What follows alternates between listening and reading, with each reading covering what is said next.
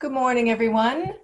Very warm welcome. It could be good afternoon. It could even be this good evening, depending on where you're joining us from. But a big warm welcome to all of you from Calgary, Alberta, Canada. Thank you for joining us for the 2021 series, Alberta and Ireland, the growing opportunities for bilateral trade. Growing and expanding your business in Ireland is today's topic. My name is Laureen Regan. I am president and founder of the Ireland Canada Centre for Commerce here in Calgary. The Iccc was founded in 2010 and works to strengthen relationships between Alberta and Ireland and to identify and grow bilateral opportunities for business. I am delighted to welcome everyone today for the first in this series. I see a wide range of guests joining us from agriculture, manufacturing, clean tech, fintech, energy, all the way from Ireland, the UK, and of course across Canada. So again, welcome to all of you. We have a great lineup of guests today. Eamonn McKee, Ambassador of Ireland, Jamaica, and the Bahamas. Deirdre Moran, VP Technology and Country Manager for IDA Ireland, Canada. Marion Garvey, Recruitment Manager for Clio, and Manash Goswami from CFO from Blacksquare. So I am delighted, and you'll meet those folks just shortly here. But first, I want to introduce our sponsor for today, CED. Shona Riley has joined us, and she's going to chat with us about CED. Welcome, Shona. Thank you, Lorene. And just want to say we're really excited to partner and sponsor on this event today on growing and expanding your business in Ireland. So I am the trade manager at Calgary Economic Development and oversee the running of the Trade Accelerator program. So this is where we support Calgary companies that are looking at expanding their businesses globally. So it's a 6-week intensive course. And then to piggyback onto that, we've been looking at different countries where we could really focus on post this program to support companies that are in Calgary that are looking outward. So we have done worked with a couple organizations on different countries of focus, and we're really excited to be here today. I'm personally very excited to hear the conversation from ICCC, the ambassador, and IDA Ireland. So I just want to say thank you for having us. And for companies, I know we have a few alumni on the call today, but for anyone who's looking for more information about how Calgary Economic Development can support you in your global expansion as you're looking at these different markets, or more about the Trade Accelerator program, where we do have a cohort starting next week and in May, please feel free to reach out to me after the event today, because thank you for having us and we're really excited. So thanks, Lorene.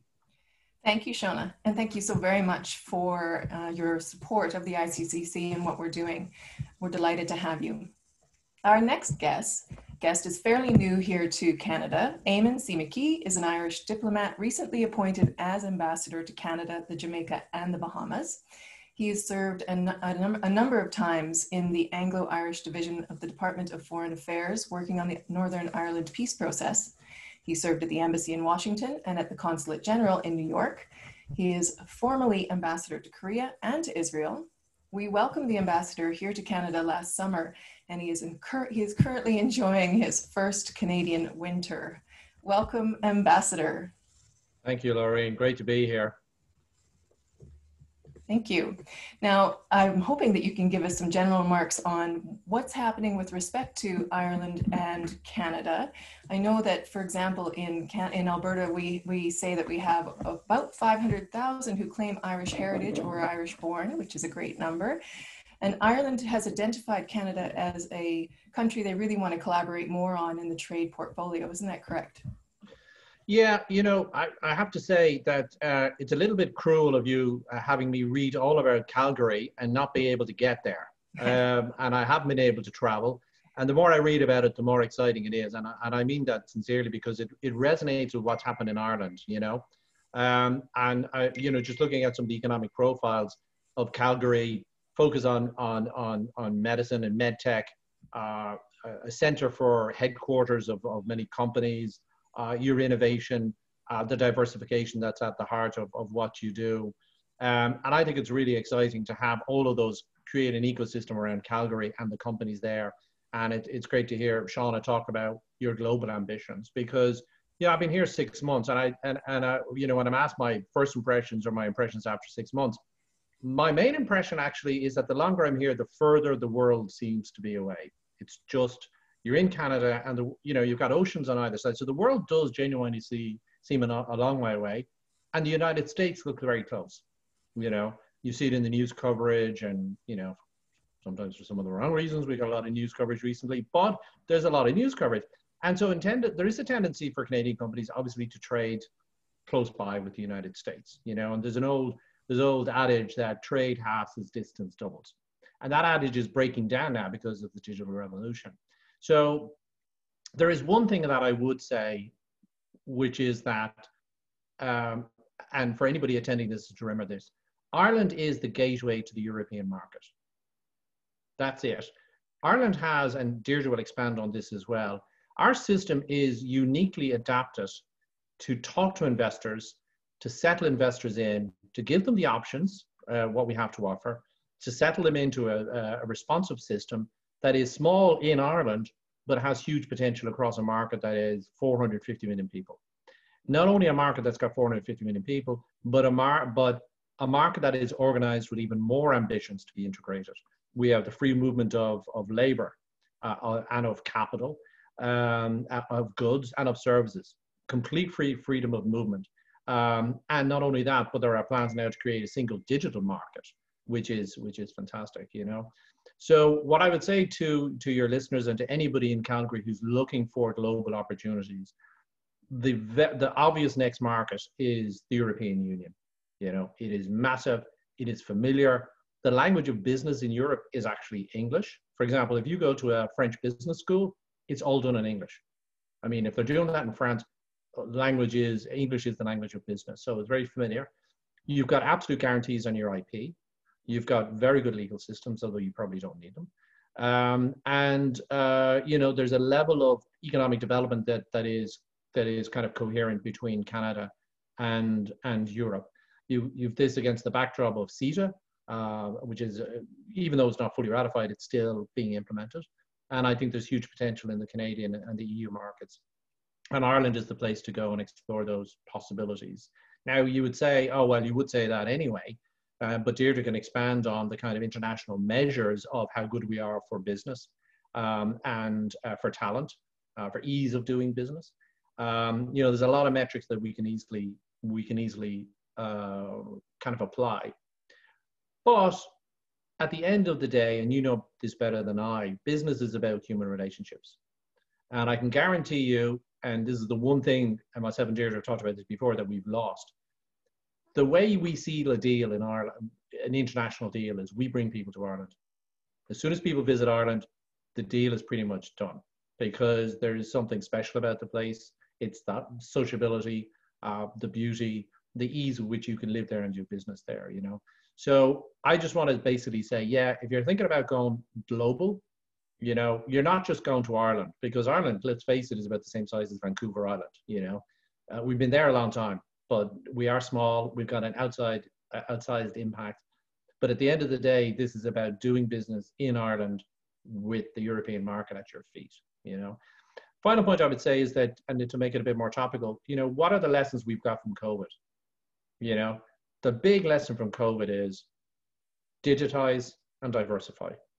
You know, the companies and the governments that have pivoted to use digital technology have been the ones that have prospered.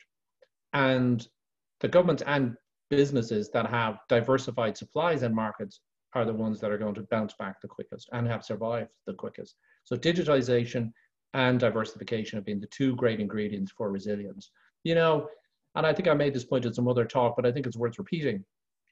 This time last year, I was in Ireland, and we had queues outside supermarkets because people were afraid that with COVID restrictions coming in, they wouldn't be able to get food. So people are buying cans of beans and pasta.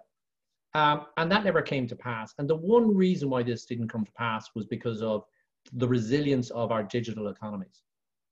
You know, supply lines, fuel, food, everything has flowed. If you shut down, there was an op-ed in the Financial Times by Hariri, the kind of philosopher historian, and he made a very valid point. If you had this kind of a lockdown 10, certainly 20 or 30 years ago, you would be in the midst of a major global depression. You know, you would have, you know, God knows what kind of problems. But in fact, we're able to manage a lockdown like this and minimize economic impact. You know, and you've seen that in Canada and you've seen it in Ireland, where rather than have dire impacts on your economy, we're looking at single percentage retreats on GDP. In Ireland, we'll probably have an increase. And the reason why we have an increase is because our sectors are so strong in services and medtech and pharmaceuticals and food as well, and financial services. But you know, we are living in a time of great resilience and great change, you know, and it's all about diversification and digitization, you know. And diversification of markets, not just your business model yet. Absolutely, of markets. Yeah. And that's market. It's also of supplies, but also of customers. Yeah. You know. And hopefully soon, with the vaccines coming out, that we'll be able to start traveling a bit more and meeting one-on-one. But until then, I think, you know, the businesses that are planning and setting the stage for when they can start moving more freely are the ones that are going to get ahead. So I think that's absolutely right, Lorene, because, you know, there are some economists who believe that we are going to see the 1920s repeated in the 2020s. There is so much repressed demand. The marginal rate of savings is incredible. Everybody has basically saved money. And the first chance they get, they're going to go back to doing the things they love doing. And, you know, the companies that are ready with their supplies and with their services online, ready to take up what is going to be a huge surge in demand, certainly I think by the end of the year. My own hunch is that the vaccine programs will begin to accelerate. Actually, the governments are being conservative about end of year stuff. I think you'll see this begin to rock and roll much more quickly. Mm-hmm. So the companies that are ready for this surge in demand, they're the ones that are going to race ahead. Yeah. You know, so I think actually the prospects are very optimistic. You know, I think we will see a growth. And you know, for all of the concerns around fiscal deficits and so on, at the end of the day, a fiscal deficit is comparative. Mm-hmm. Is comparative to growth. So if you have a surge of demand, you know, the governments have done a great job, certainly here in Canada, I know it's been very well managed, and in Ireland too, of keeping the economies going, keeping businesses alive until they can get back to what they really want to do, you know. So yeah, I think this kind of discussion is really timely. And, you know, anybody who's attending this, I think has probably got their eye to their future. So, you know, well done. And we really appreciate the work that you do in terms of economic diplomacy from Calgary. Thank you, Ambassador. Thank you very much. I'm delighted you can join us. We are, I should have mentioned, going to be taking questions at the end of near the end of the hour once we're done our presentation. So if anybody has any questions for the Ambassador or any of our guests today, please pop them into the chat so that we can address those for you. Thank you very much, Ambassador. You're welcome. Before I introduce our next guest, I would like to share a short little video that'll make you all want to travel to Ireland, I'm sure. Maybe it's something in the water, something in the soil, something in our can-do attitude, but good things happen here. Imagination grows, inspiration grows, life sciences, technology and financial hubs grow, tended by a highly skilled English-speaking workforce, our pro-business philosophy and our commitment to the EU. A land where opportunity and resilience grow side by side in a safe and stable environment. This is Ireland, a natural place to put down roots. Maybe it's something in the water. Thank you. And I'm going to introduce our next guest, which is Deirdre Moran. She's from the IDA. The IDA is Ireland's main inward investment agency. It's one of a kind across the globe, celebrating 70 years in 2018. The IDA operates through a network of offices around the world. Deirdre is based in Toronto, where she works with a portfolio of large enterprise technology customers and business services companies, from high growth startups to well-established multinationals. Canadian companies with operations in Ireland include companies like Shopify, TELUS International, OpenText, Clio, BlackBerry, RBC, TD Bank, Constellation Software, Vermilion, and many more. Deirdre moved to Toronto in 2019 and she set up the office there for IDA, the first in Canada. Prior to this role, she was based in San Francisco for 8 years, working with high growth tech companies and advising them on their international expansion strategies. So I'd like you to join me in welcoming Deirdre today, Deirdre Moran, IDA, Ireland. Thank you. Thank you, Lorene. I'll echo the ambassador and say I'd like to be sitting there with you today in a sunny Calgary, but unfortunately it's not to be. I did have the pleasure, I was there actually in 2019, for a few days, and we were able to meet. I was at the Canadian Venture Capital Association event, which was great actually, and it was really good for me to get a sense of the geography, the lay of the land, and also to meet some of the key players there. So hopefully before the end of the summer we get there in person again. That would be great. I'm going to share my screen. I have a few slides that I'm going to run through.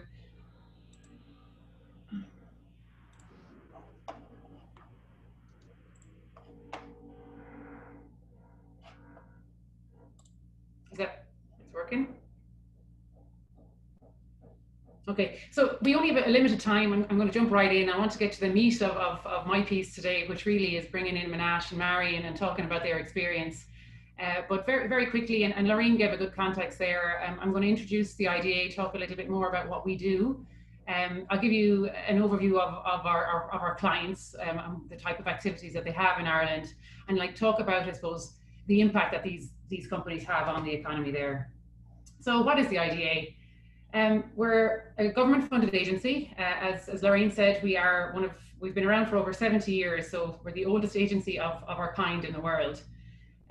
We focus 100% on working with international companies, helping them explore opportunities in Ireland. So looking initially at that expansion phase, but then as they grow and evolve, we work very closely with them to help them understand, I suppose, how to evolve their operations in Ireland. And we have lots of different supports that we work with our companies on. So at the initial investigation stage, we help them gather information when they're going through the location selection. We also help them in terms of case studies. We work with them we host them, I suppose, as we would have done over the years, many fact-finding site visits. Unfortunately, this is all virtual at the moment, but has worked very well for us in the current pandemic.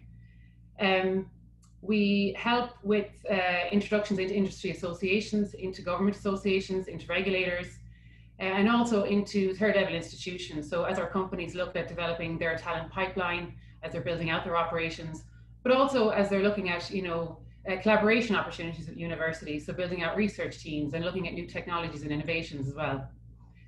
When a company decides to set up in Ireland, we help them a lot of practical assistance. So if somebody's looking to send over some key executives from Canada that need work permit support, we help with that.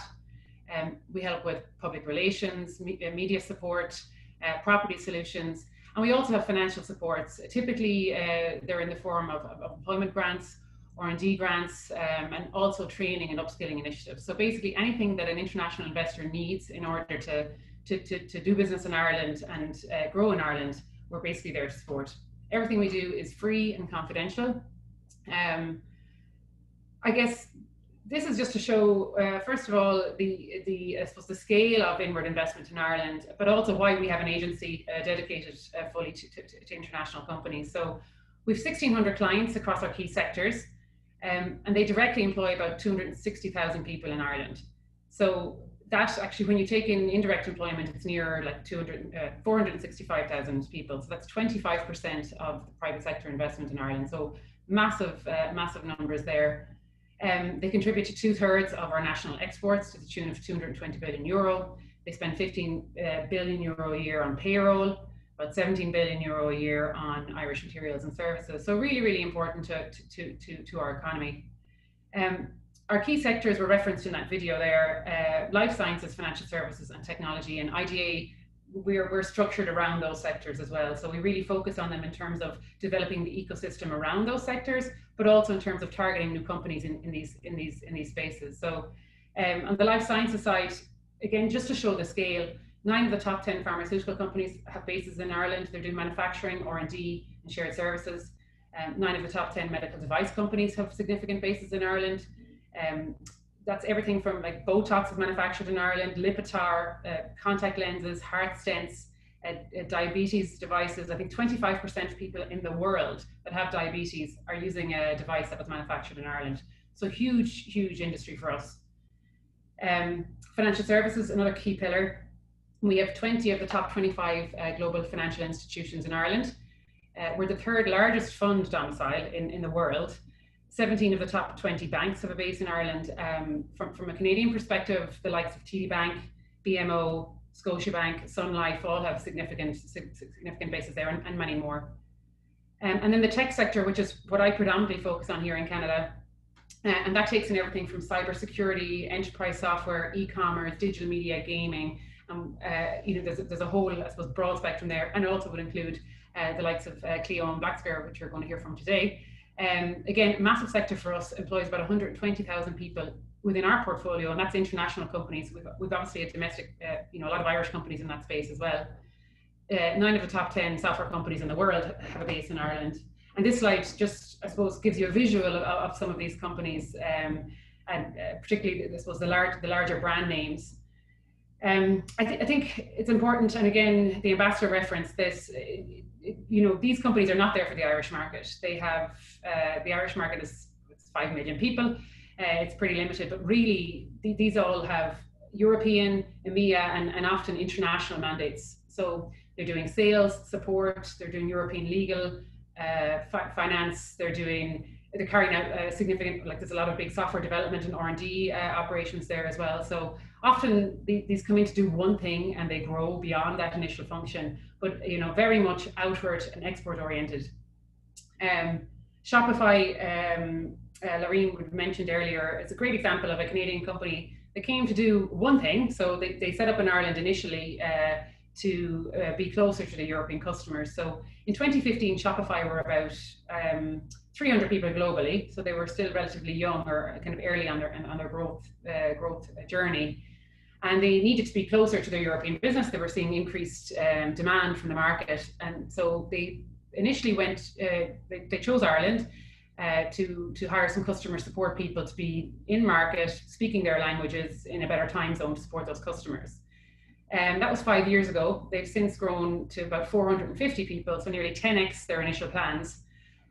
They speak 15 different languages across their workforce, and they carry out about 30 different functions. So everything from sales, support, finance, operations, the whole spectrum. TD Bank is another great reference there. They'd actually been in Ireland for a long time.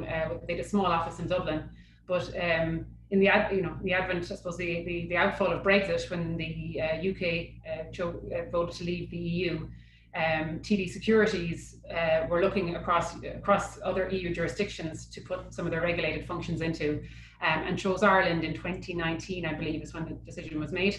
And today, I think they announced maybe 200-person expansion, the most recent just before Christmas. So again, doing really, really well. And this, I suppose, what we're seeing now, and we've seen over the last 6 or 7 years, is we've won a lot of those big names and those big references, but Ireland has become the go-to location for that next wave of young, fast-growing, innovative company. Again, like Clio would have fallen into this very, very, they were quite young on the journey when they chose Ireland, but they were, at that very early stage of, okay, we need to be in Europe, where do we go? They looked around and chose Ireland. Companies like Zendesk, Stripe, Dropbox, DocuSign, Pinterest, all brands that I'm sure you're familiar with. Often it was their first location of choice in Europe. And sometimes they've gone on to expand beyond that, but really Ireland is their EU and EMEA hub. And then very quickly, and because I'm really keen to get the guys involved, there's lots of different reasons that companies expand internationally in the first place, but also different reasons as to why they choose Ireland. But there's there's eight boxes on this slide, but there's probably 3 themes that flow through every decision. The first one is the importance of the European market. It's the need to be closer to your customers. It's the need to have EU access. Ireland is the only English-speaking country in the EU, the only English-speaking country in the Eurozone. And that's very, very, it sounds very simple, but very important to companies from across Canada. Secondly, it's the ease of doing business.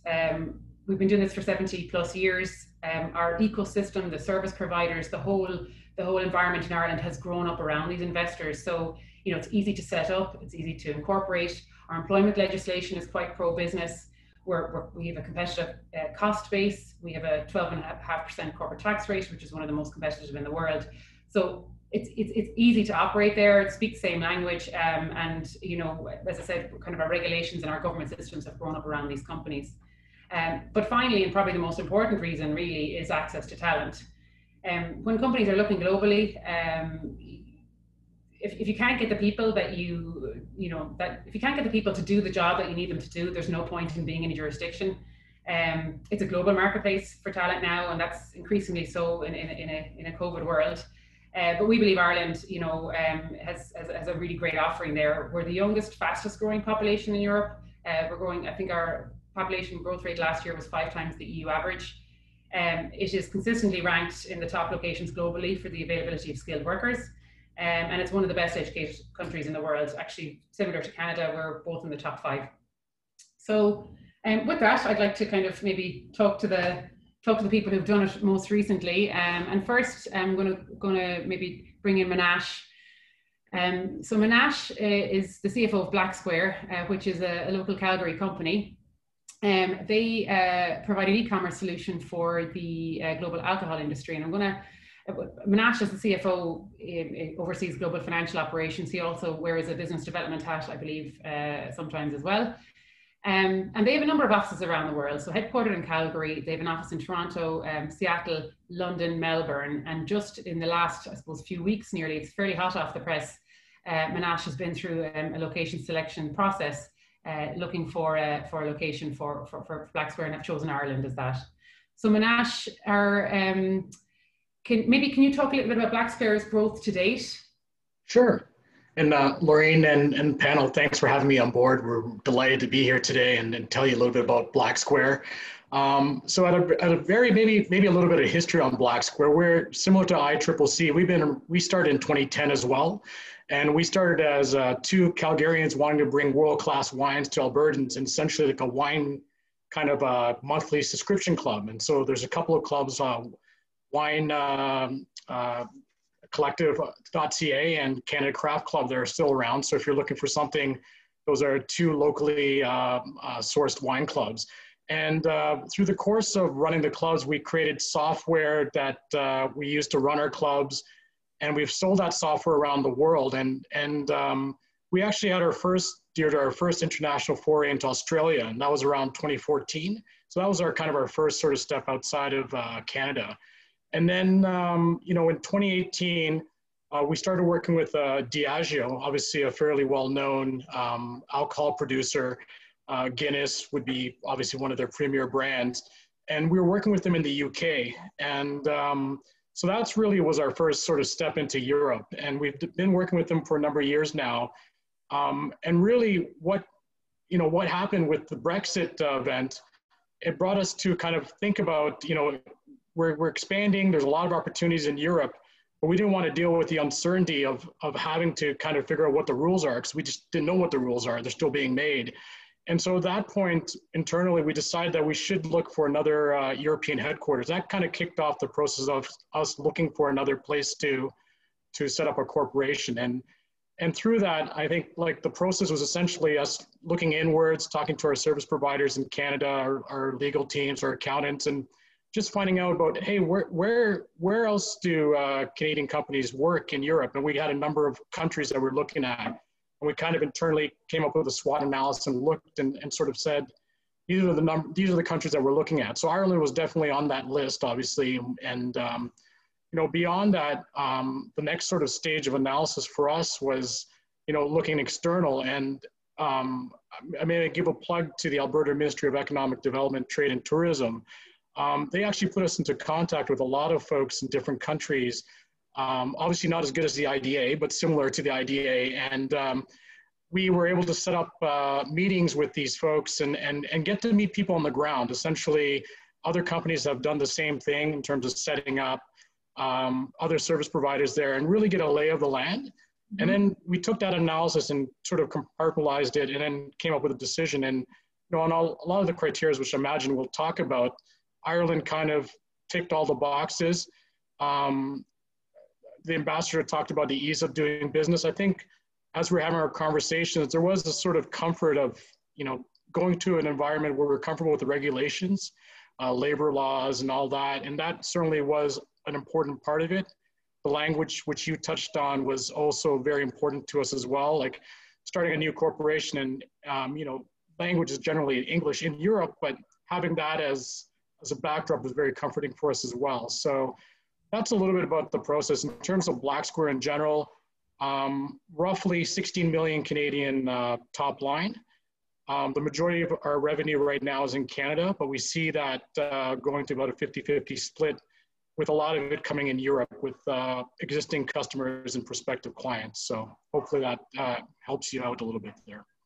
And so, thank you for that. That's super. You mentioned Diageo as a customer that kind of pulled you into Europe. Obviously, that was a key driver. But from an opportunity perspective, do you see that? Do you see other customers coming on board? Like, do you think that Europe could potentially be 50% of your business, or what's your thought process around that? Yeah, absolutely. I probably didn't even tell you what Blacksquare does really, but what we do is we provide an end-to-end turnkey solution to alcohol brand and producers to sell their products digitally or direct to consumers. The European market is very, very developed in terms of e-commerce penetration versus other places in the world. So there's definitely a lot of scope. Some of the cool things, having Diageo as a keystone customer, obviously when you're talking to other prospective clients, it gives you credibility. And so there's a lot of interests of other companies coming from North America and having a European solution. There's also a lot of European customers that want to come back the other way, working in North America and in Asia. So there's definitely a lot of scope for that within Diageo as well. As you can imagine, they're a huge organization with many projects on the come. So there's a lot of opportunity there as well. So definitely we see a lot of opportunities, not only in Ireland, but actually all over Europe. So that's kind of like the next stage of growth for us is probably to enter about 5 to 10 European markets, I imagine later this year. So. And with that, how important is the linguistic aspect? Do you speak to your customers in English? Do you have to have a multilingual aspect? Was that part of your location selection? Absolutely. So we definitely want to have, a lot of the communication is done in English, but if we're dealing with a customer in a certain region, we want to be able to and they need someone in a certain language. Ireland ticked the boxes in terms of being able to find folks that basically speak any language, which was really great. So that is very important to us. But Deirdre, most of the communication is done in English. So, yeah. As I said, it is the language of choice for a lot of business transactions.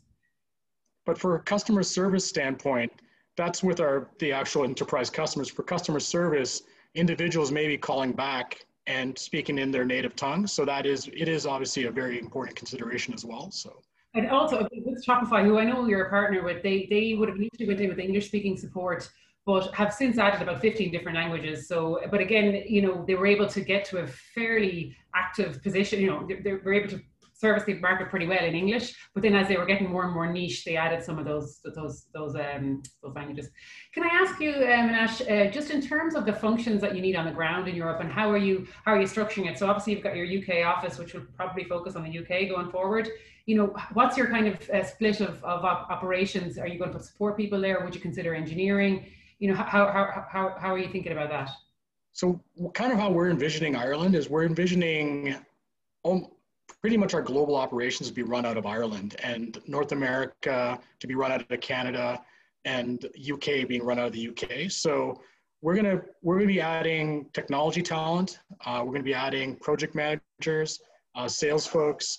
That's the plan in terms of scaling up. So there's going to be all sorts of sort of cross-functional. We might have some finance individuals there as well, although I imagine that might be run out of Canada, but I'm not 100% certain on that. But certainly technology, sales, project management. And I think it was touched on earlier about serving other regions in the world in terms of EMEA and Asia Pacific. That's also another big consideration with us because, with time zones, it can be tough to service an Asia Pac client or Middle East client out of Canada. We do it all the time now, but that's also part of our thinking as well in terms of, having those job functions in Ireland as well. Again, that's something we see from a common perspective. When companies are able, it's quite common, they're able to get good management that can manage that expansion into Asia until it gets to a certain stage that they might need an office there themselves. So we've seen that companies like actually LinkedIn and Facebook both did that until they were ready to open an office. I think they both went to Singapore after Ireland, but that whole expansion into that area was managed out of Ireland. So there's some really good, capabilities that are able to help companies do that too, which is super interesting beyond just the EMEA markets, you know. So maybe I'll just give a plug to the IDA because you're on the call, but they were lovely during the whole process. It was fantastic, like in terms of just making it easy for us and working with us, answering all our questions, being big or small. So really, like, it really did make the process enjoyable. So I was happy to say that we're going to go with you because I felt, oh, I'd be bad if we went somewhere else, but you did a great job during the whole process and helping us out. That was a good experience, actually. I just before I move on to Marion, can I just ask you maybe to comment on, so Manash would have participated in an itinerary, which essentially is where we host companies. We typically do that in person. We would encourage a company to get on a plane and we'd bring them around so they can go and really get a sense of the operations that are there and the scale and the buzz and the culture of the community. It's obviously different remotely, but I believe you had a fairly good experience meeting with us. How did you find those conversations, both kind of from a practical perspective, but also how candid were the companies when you were chatting to them? I think they were pretty candid myself. I mean, everyone's living through it right now in terms of COVID, and this is kind of the reality now, right? Like all our calls, all our BD and everything is done online. So it's kind of funny. I was talking to someone internally the other day. We set up a company in Ireland, but we haven't been to Ireland yet, right? So it's just sort of like, so I look forward to the day where I can go to Dublin and, you know, go see the cliffs of Moran and all that stuff, obviously on the weekend, but, you know, like that kind of stuff. But that's kind of par for the course. So I think the process itself, if anyone's thinking about it and they're worried that they're not able to get there physically to do it, I wouldn't have that as an impediment. I think that, you know, we obviously need to move on. And obviously we're looking forward to the day where we can actually go visit physically. So hopefully, I look forward to it too, Manash, and maybe we can coordinate. Actually, we've never met in person, so that's kind of mad. Yeah. Okay. Well, thank you so much. And I think that's kind of a nice time to maybe transition to Marion. So Marion's with Clio, which is headquartered in Vancouver. They provide software for the legal industry, essentially, Marion. I'll ask you to talk about it in a little bit more detail. The company's a great Canadian success story. They have offices across Canada, so in Calgary, also here in Toronto, and in Dublin. They have raised over 276 million, I think, in funding, and their Series D was the largest ever round for a Canadian company at the time. I think there's been one since that's just that bit larger. So really, really great story. I had the pleasure of working with Marion's team back in 2014-ish when they were looking at expanding into Europe, and it was her CEO, Jack, and his co-founder had just raised a Series B and were looking for a European. As part of that, they were really pushing their international growth and were looking for a European base. I think 5% of their business was coming from the European countries at the time, but they knew they were getting inbound interest. They knew that there was potential there that they were leaving on the table by not being close to the market. So they chose Ireland, hired a couple of salespeople, and I suppose the team has grown over the years. Marion is based in our Calgary office, is a recruitment manager and works a lot with the tech and product teams. So Marion, do you want to maybe give a little bit more color on Clio and your role there, and then we can kind of get into the Irish piece. And also, actually, when did you get involved with the Irish piece? Because I suppose they were in Ireland before you joined them, I believe. Yeah, absolutely. Good morning, everybody. Nice to be here. Thanks so much. So in terms of Clio, I'll give everybody a brief kind of the TLDR on Clio, and then I'll talk a little bit about my role. Our CEO, Jack, he's a proud Albertan from Edmonton. So he and our other co-founder, Ryan, set the business up about 12 years ago. So what we do is we design and build software for the legal industry. So essentially, we're building software that lawyers buy. And our mission is to transform the practice of law for good. In terms of our products, we have two core products as it is right now. We have Clio Manage and Clio Grow, and it's a completely cloud-based solution for lawyers, which is revolutionary for lawyers. In terms of customers, we have 150,000 customers worldwide at this point in time. And as you mentioned, we do have 5 offices in total in 3 countries. So headquartered out of Vancouver, a large dev and product office here in Calgary in Alberta in the Edison. So we have over 50 people here in Calgary, mainly sales and marketing out of Toronto. We have a small office in California, and then Dublin, Ireland, we have a small but mighty team of 20 people based out of Dublin, Ireland, which is our EMEA headquarters. In terms of my role, what I'm responsible for, myself and my team are responsible for scaling our product and engineering teams at Clio. So being a product-centric business, as you can imagine, we want to be getting really cool products to market as quickly as possible and making sure there's a good fit. To do that, we need really great people to come and join us. So in the next year, we're hiring well over 250 people to come and join our team, and close to doubling our engineering department. So lots of work ahead. It's an exciting time for us. And then in terms of my connection to Ireland and how that came about, I joined Clio. You're right, like Clio had been in Dublin for, I think, close to 5 years before I joined. And I'd lived in Calgary for a few years at that point, but it was a really good connection because I had worked in technology recruitment in Dublin before, had done a lot of work out of Vancouver, and then was living in Calgary. So it was a perfect coming together in my mind. And we were also just at that point of wanting to scale up that team there. So to your point, Deirdre, we at the start started out with some sales and support staff in Dublin. And then we were at that next stage of, okay, we can continue to do this and build product out of Vancouver for EMEA, but is that the best way of building a product for a European audience? Probably not, in terms of timing, in terms of needs analysis and everything that came with that. So there was a decision made by our leadership team that if we're really going to go after that EMEA market, we should be putting time and effort into building an EMEA-centric team. And that's when I joined Clio to come on board to scale that team out. And it's probably around that time when you started, as you started doing that, the business grew more because of the I suppose the additional kind of investments you were putting into that marketplace, and then that actually drove the scaling of the sales and support team in Ireland as well. So it was kind of like a nice balance to have both on site, I think. Absolutely, yeah. And so your experience, obviously you're hiring there in Calgary, you're hiring in Ireland. Can you talk a little bit about, I suppose, the difference in the markets and maybe some of the similarities, and pros and cons? Yeah, absolutely.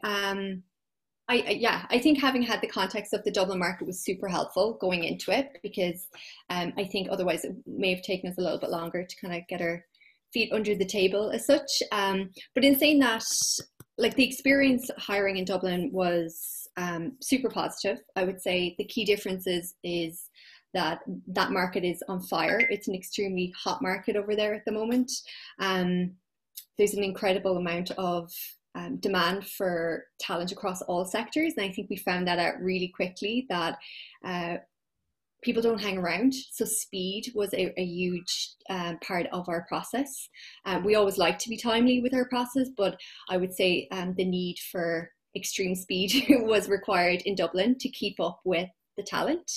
I would say that the business was extremely impressed with the talent that we were bringing to the table as well, that there was a lot of excitement about what we could build in Dublin with the abundance of talent there. So I think as well, initially we started off being maybe a little bit more we'll do it step by step. We'll hire this and then we'll hire this, and then excitement levels where we could hire it all, right? Like that they're all available there, so let's do that. So I think that excitement kind of started to build pretty quickly. I would say one of the key differences between hiring in Dublin versus Canada as well was our brand awareness, and having to understand like who we are in the Dublin market compared to who we are in the Canadian market, and celebrating that nuance. So here we're a really well recognized tech business. A lot of people know who we are. Our branding is out there. They get our mission. We're a lot more well known. Whereas in Dublin, we really had to find what is our employer branding. How do we position ourselves? We can't compete against talent for like big companies like Google. So what is our key success factors, and how do we actually differentiate ourselves in a way that makes us stand out in the quadrant we're in? And I think while you're interested, we should be chatting about that separately, because we should be helping you do some PR around particularly this exciting announcement yesterday with the 200 new hires. Obviously we can help position you in the market there. So that's kind of we'll talk about Yeah. And then finally, the other thing I noticed about the processes there was that we were really careful from the start to make sure we weren't a Canadian business telling the Dublin team how to do things and exporting what we do in Canada and trying to make that work in Dublin. The business was acutely aware that how things operate in Dublin has nuances, right? And let's celebrate those nuances and let's work around them and let's work them to our advantage. So understanding what those process changes were in terms of how we ran our interview processes, the speed, who needs to be involved, our benefits, all of those things, you know, it wasn't just a one fits all. It's like, how do we make those unique for the Dublin market?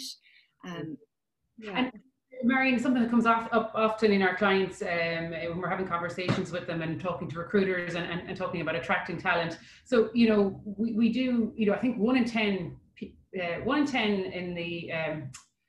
people, workers in the Dublin market are software developers, you know, so the talent is there. It's obviously just getting them, there's competition. But really, you know, a key message that comes through all the time from our recruitment partners is to have like autonomy of work and interesting work. Have you found that? And I suppose, and is it hard to articulate and get across to your candidates? Yeah, that I think you're dead right in saying that. Like, I think, again, it's just knowing your proposition. And I think it's super important, right? Because nobody in Dublin, especially when they have so much choice, wants to work for a company that's potentially being hamstrung by a business that's 8 or 10 hours behind them, right? So I think the business, we were really lucky. We hired some key business leaders for our team in Dublin, and they were really able to like anchor that team and make key decisions as to how our product was going to be built. Also, our leadership team gave a lot of decision-making power to the team in Dublin, and essentially said, you know, you're part of our bigger, you're part of our team and a very important part of our team, but we also want to make sure that we're giving you the ability to make your own decisions so that you can create impactful work, so you're not waiting on HQ to make those decisions for you. And also in terms of like the work that they're doing, right? They're building a market, a brand new market for us in EMEA. It's a completely new revenue stream for us, different customers, different marketing profiles, different way of support. So again, like, let's build our processes and procedures that matches that market, and we trust your judgment as professionals on the ground in Dublin to do that. You know, with the guardrails and with the support of Canada, but also giving them the autonomy to get on with things there and kind of make it their own. We kind of joke that they're like a startup within a really well-established business. So they have the best of both worlds, the autonomy to work as a startup, but that they're not afraid that it's going to be a lights out situation and not get paid at the end of the month, that they have that flexibility, and we want the entrepreneurial spirit to kind of come through. The other thing that Clio did, which was, you know, we see is a very successful way to kind of seed a new office.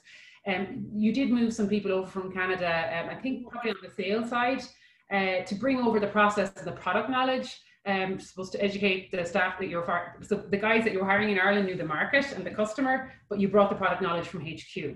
Yes, that was super easy to do, surprisingly, in terms of visas.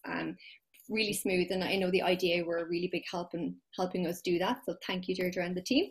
But yes, you're dead right. So we relocated a senior software dev when we were building the product team there to make sure that we had the product knowledge transferred. We asked if anybody from our sales and marketing teams would like to do that, and one from each, from marketing and sales, went to Dublin. And they're actually, 2 of the 3 are still there and loving life in Dublin. And then beyond that, we ended up hiring some other people from the States that wanted to relocate to Dublin. And again, the process was pretty easy and seamless. So yeah, that was definitely very helpful for the context building, making sure that the continuity of all that learned knowledge in-house in Clio that we just know in our head, that the new team that's spinning up just wouldn't have, right? And how do we make sure that we're sharing that efficiently with them? That's super. No, I mean, done very, very well. And it is, I do think that, you know, Clio is growing as an employer brand in Ireland as well. So again, we'd help you out with that a little bit more if we can. If you had to give one piece of advice to someone listening today in terms of you know, hiring in Ireland or hiring in Europe, is there anything that you'd, you know, you've given a lot of good advice actually, but is there anything to kind of focus in on? Yeah, I think in terms of advice, first of all, if you're thinking about Dublin, Ireland, and skill sets and can you find the right people there, you absolutely can. I think just spend the time understanding you and your business, what your key differentiators are. Put some time into that ahead of it, because candidates have so much choice there. You want to know kind of what quadrant and sandbox you're playing in to be able to really illuminate that.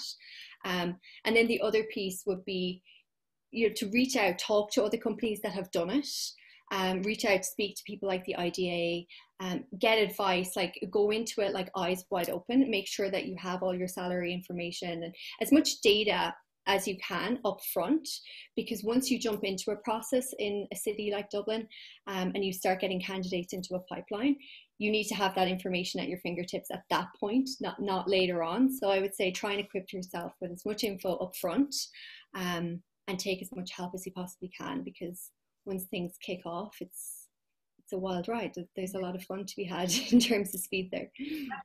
Like, I mean, there's plenty of support, and even in terms of, okay, obviously we're there to provide support, but like even yesterday I had like 3 back-to-back calls with some tax advisors talking to, like, and they're so open and sharing information before there's any even official engagement. There's so much info and support you can get before you even make a decision. So absolutely, yeah. We're very, very open to doing that as well. And from a talent perspective, that's one thing I would say as well. We reached out to a lot of recruitment agencies and talent operation professionals to make sure that the decisions we were making were the correct ones. And I suppose you need to put the effort in to make sure that you can get the results you want out, right? So I think putting that time and effort into learning that new market and kind of understanding the differences really does pay off on the flip side. Thanks, Marion, and really, really interesting insights, and it's great to hear both from someone who's been established for a number of years, but also Manash for someone who's just been through the process as well. So thank you for that. And I think we have a few minutes left for Q&A, so I just wanted to kind of go back to you, Lorene, and see if there's some questions you want us to address. Thank you. Thank all of you. That was a great series of insights, and I think that the audience will find them very helpful. I do have a couple of questions here that I want to get to. The first is Christine. Hello, Christine. Thank you for joining us. Manash, this one's for you. Once you decided Ireland was the place for you, what was your next step, and how did you get started with the process? Yeah, so we actually, one of the companies that we met with at the on our itinerary day was PwC, and we actually work with PwC in Canada. So we chatted with them, and they put us in touch with folks on the ground there, and that's kind of started the conversation. And they helped us sort of navigate, what type of structure we wanted to set up.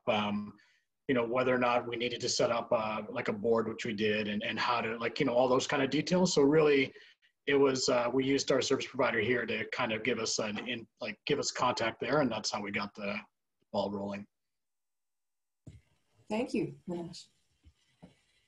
And then next one's from Kate Hickey. Hello, Kate. Kate's with the ICBA out of Dublin. Welcome. Thanks for joining us. She says, excellent insights from Marion and Manash. How do they feel about developing cohesion within their teams with remote working? That's a great question. Thank you, Kate. So who wants to address that? Maybe Marion. I can start, yeah. It's a big one. I think even pre-COVID, right? Like, it was a huge consideration that we didn't want our team in Dublin to feel like a literal island on an island. So making sure that we were being mindful of that was really important. So in terms of some of the things that we've done, we're not perfect, so I can only kind of tell you what we're doing to try and mitigate it. It's just a very simple thing. We have weekly meetings for each business unit, making sure that we're setting up those meetings at a time that everybody can attend. So it's early morning for Canada, but that means all of our Irish colleagues can attend. That's a small fix. In terms of social, we do a lot of hackathons in-house, we do town halls, different things like that. And again, being really mindful of how do we make sure that the team in Dublin is involved, but also make sure that it's at an appropriate time. So we figured out that actually running a separate hackathon, for instance, was required time-wise. But again, we run their process early in the morning on the Friday to make sure that they can present their work and be have the opportunity to share it with the Canadian business. In terms of tools, I think being really well set up, I mean, I think COVID has probably solved this for a lot of companies, but making sure that you've got really good, reliable software tools to make sure that use things like obviously Zoom, Jamboards, ThoughtWorks. These interactive tools make the distance feel much like further away, and investing in those tools to make sure that collaboration is pretty high. I'd say they're the kind of core things that we have kind of undertaken. Beyond that as well, we often have a lot of our executives do like a world tour with all of our offices, and in particular with our Dublin office, so that the kind of milestones that our Dublin team are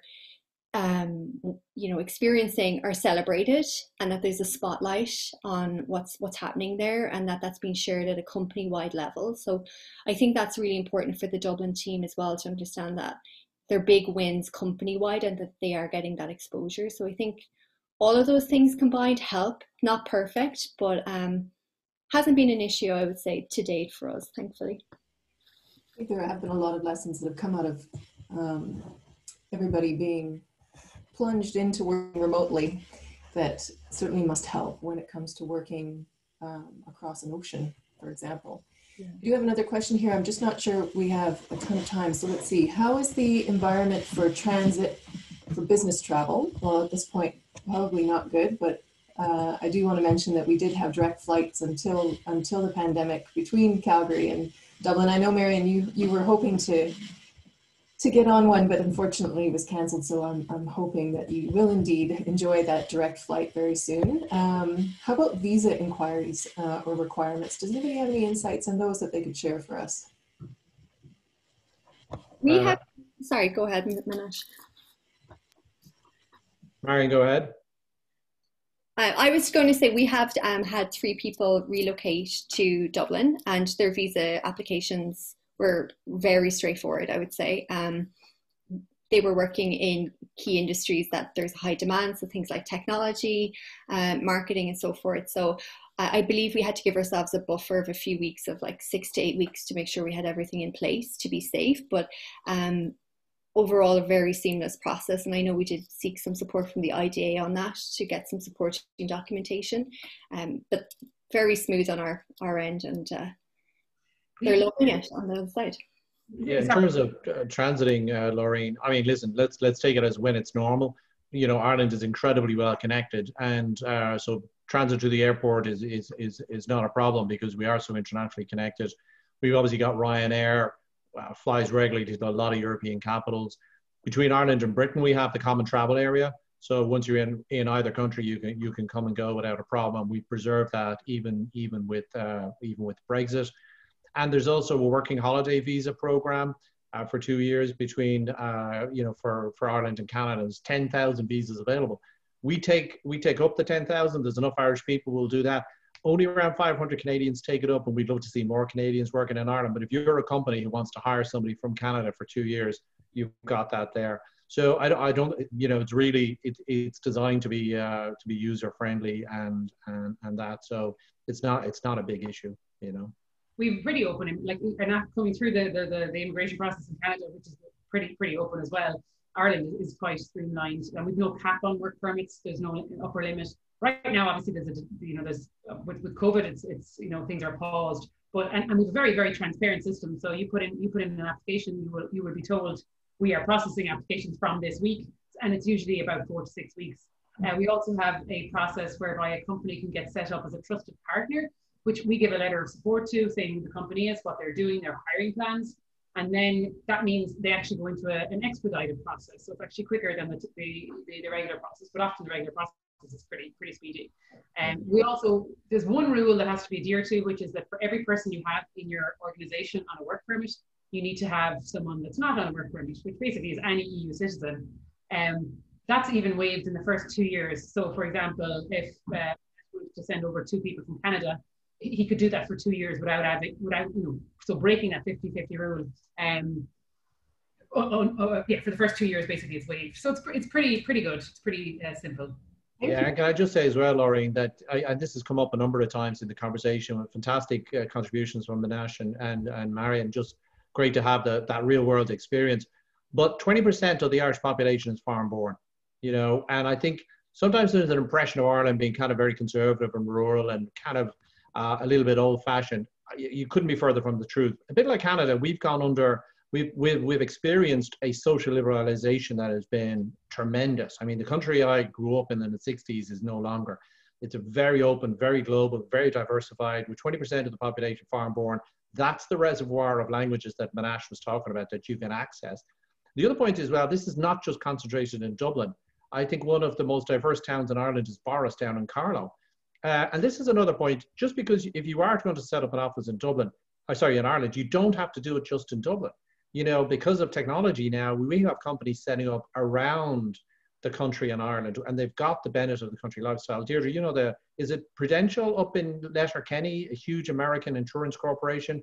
They have their headquarters in Letterkenny up in Donegal, with hundreds of people employed up there in the insurance business, because they're connected with broadband and they enjoy the lifestyle. So there's that's another part of the kind of the equation.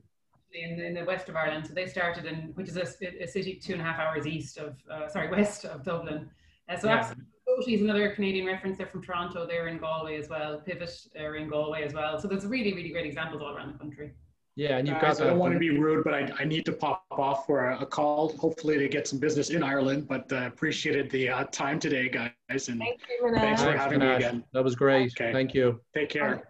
On that note, thank you so very much. I'm going to thank our guests, Ambassador Deirdre, Manash, Marion, and Shona. All of you, thank you very much. What a great overview of what Ireland has to offer, and the case studies really will benefit us all when it comes to understanding how we can expand and grow into those international markets. So thank you so very much. Continuing to wish Blacksquare and Clio success as they continue their international expansions. Well done. Thank you again to the speakers and for CED for your support of today's event. And a special thanks to Thomas. We're not seeing him. You can see his name on the screen there, for being our tech guy behind the scenes, making everything go. Thank you so much, Thomas. I really appreciate that. As mentioned at the beginning of the session, you know, this is the first in our series of 4 this year. So watch for our next in the series on growing bilateral trade between Ireland and Alberta. Our next event will be late May, early June. We haven't quite selected the date yet, but we watch for the announcement, and we'll be exploring opportunities for Irish companies in Alberta. So once again, my name is Lorene, Regan, President and Founder of the Iccc. I want to thank all of our guests for your time today, and for each of you who've joined us, thank you, and we look forward to seeing you at the next one. Take care, everyone, and have a great day. Thanks, Laureen. Thanks.